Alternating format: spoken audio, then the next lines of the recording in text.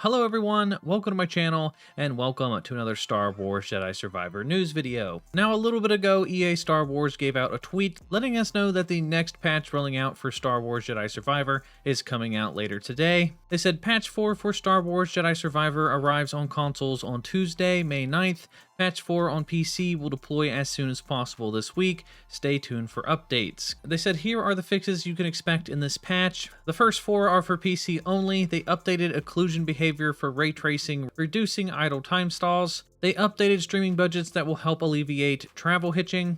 And then performance improvements for some visual effects. And then they updated handling when toggling ray tracing, improving non-ray traced performance. And then for the PS5 only, they fixed an HDR value mismatch that would cause HDR setups to display incorrectly for the PS5 users. So now the next batch of notes applies to both console and PC. So these changes are going to be affecting every platform in this update. They fixed various save state errors. If you didn't know, there was a bug going around that would cause people's games to just completely crash and they would lose all of their saved progress. So hopefully this fixes that issue. They fixed a streaming issue that causes some streaming scenarios to end on a black screen. They fixed an issue where one of the vents did not properly activate on the stone spires. There's an audio fix for a narrative moment where music was behaving incorrectly. They fixed lightsaber marks not displaying correctly in some scenarios. And then they fixed a scenario where the player could enter a progression block state in the droid command chip. And then next up, they fixed an elevator to prevent the player from falling through it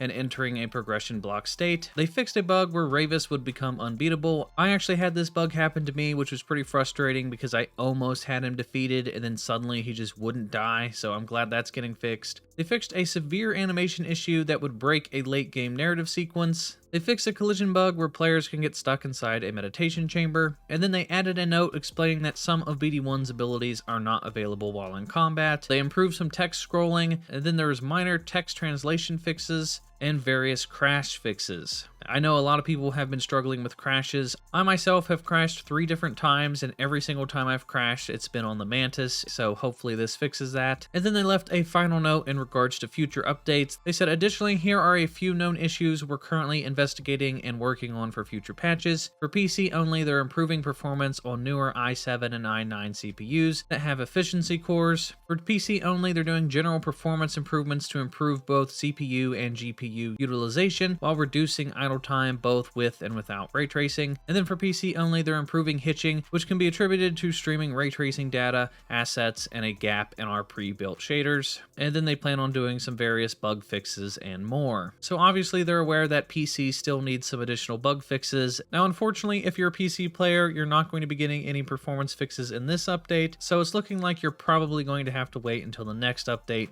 to see those major fixes. So that is everything that we're getting in today's update. Let me know what you guys think down in the comment section down below. Now, I appreciate how fast that they're pumping out the updates, but honestly, this game should not have launched in the state that it did. You can tell that they went with the launch it first and then fix it later approach that every developer seems to do nowadays. And it really leaves a sour taste in everyone's mouth that played it on day one. Like, we shouldn't have to wait 2 to 3 weeks after we buy the game to get to play it in an actual playable state. So I feel for you that are playing this game on PC because the PC version is still pretty rough. So that is going to do it for this quick news update, guys. If you guys enjoyed it, then please give this video a thumbs up. It's greatly appreciated. And that is going to do it for me, everyone, and I will talk to you all in the next video.